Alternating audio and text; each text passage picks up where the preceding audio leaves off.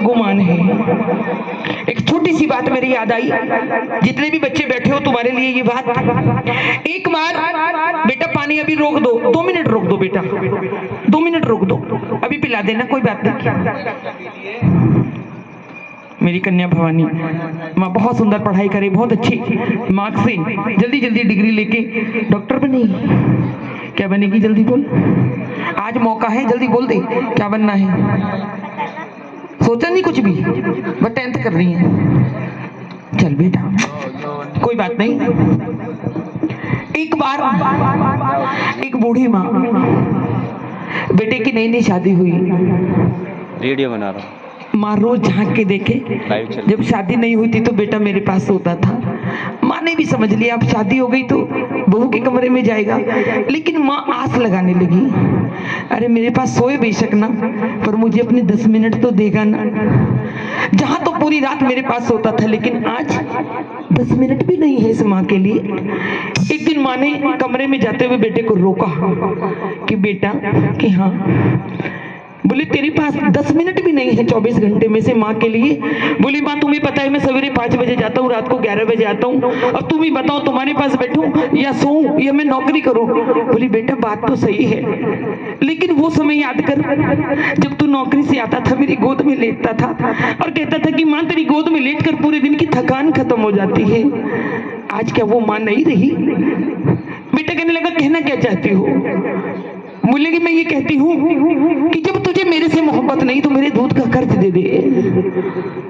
बेटा इंजीनियर था, लाखों कमाता था। उसने सोचा कि माँ के दूध का कर्ज कितना, 10, 20, 50, 1 लाख, 2 लाख, 5 लाख, मैया कुछ मांगेगी दे दूंगा। कहने लगे हाँ माँ बोल तेरे दूध का कर्ज क्या है? बोले कितना चाहिए, चेक भर दूं, ब्लैंक चेक भर दूं? माँ रोने लगी।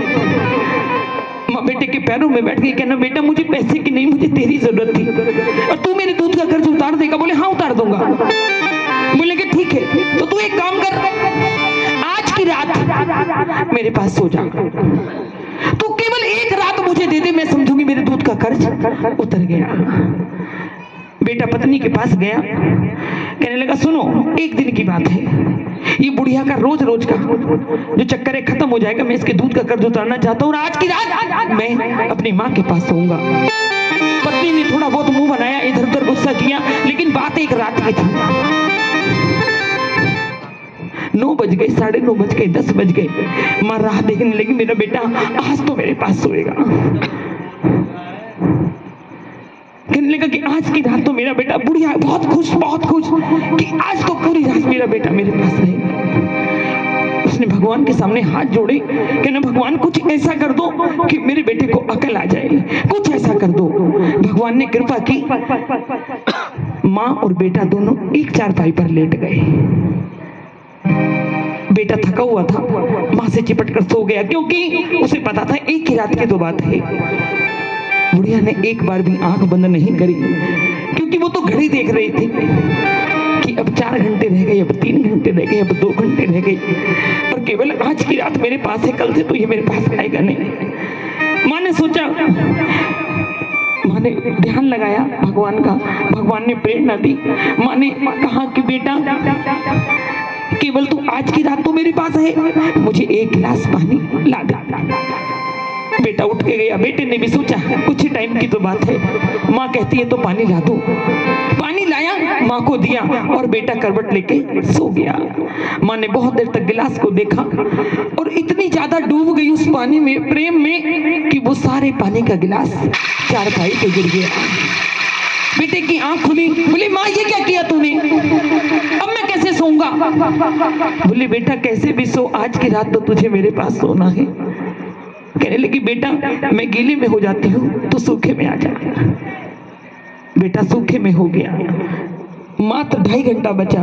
1 घंटे बाद फिर माँ कहने लगी कि बेटा मुझे फिर से प्यास लगी है।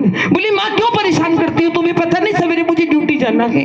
लेकिन फिर सोचा, घड़ी देखी, मात्र 2.5 घंटे की बात है। 1 गिलास पानी माँ को दिया और फिर सो गया। माँ फिर रोने लगी, रोते रोते हाथ कांपने लगे, वो गिलास फिर छूट गया।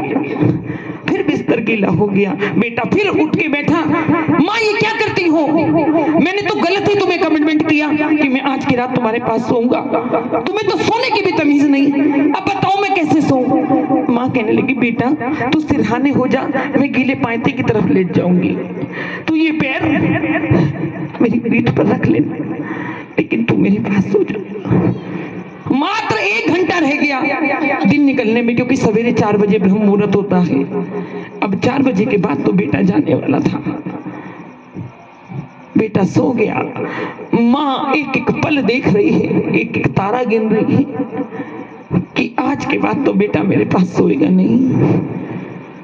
जब तीसरी बार माँ ने पानी मांगा तो बेटे ने कहा कि माँ इसके बाद मैं तुझे माफ नहीं करूंगा अगर तूने फिर ये पानी चारपाई पे गिराया। माँ कहने लगी कि तू ठीक है बेटा, मैं गलत हूँ, गलती मेरी है, मैंने तुझे पैदा किया, तू मेरे दूध का कर्ज उतारने चला था, मैंने तुझे 9 महीने पेट में रखा, मैंने खुद नहीं खाया, मन नहीं करता था लेकिन तेरी खातिर खाती थी, नींद नहीं आती थी लेकिन तेरी वजह से लेटती थी, और तू मेरे दूध का कर्ज उतारने चला है और मात्र 1 रात तुझसे गीले बिस्तर पर नहीं सोया गया। मैं कितनी रातें तुझे सीने पर लिटाकर पूरे गीले बिस्तरों पर सोई हूं, तुझसे 1 रात नहीं सोया गया। बेटे की आंख खुल गई कि मां तू सही है, मैं गलत हूं। जाकर पत्नी को फटकारा कि ये सब तेरी वजह से हुआ, मैं अपनी माँ के दूध का कर्ज उतारने चला था। अरे मैं तो क्या, भगवान भी माँ के दूध का कर्ज नहीं उतार सकते, ये सब तेरी वजह से। इसीलिए मेरी हाथ जोड़कर विनती, अपनी अपनी बेटियों को घर से ही संस्कार देकर भेजें तो कोई घर बर्बाद नहीं होगा। दहेज बहुत बाद की बात है, उससे पहले बेटियों में संस्कार होने बहुत जरूरी है। बोली जन्म देने वाली मैया की। और मैं अपनी वाणी को विराम देती हूँ। अगर तनिक भी आनंद आया हो तो जितने भी मेरे बड़े जन हैं उनसे आशीर्वाद चाहूंगी और जितने भी छोटे हैं उनसे ताली चाहूंगी। बोली श्याम प्यारे की, बोली शेरा वाली मैया की, बोली सांची दरबार की।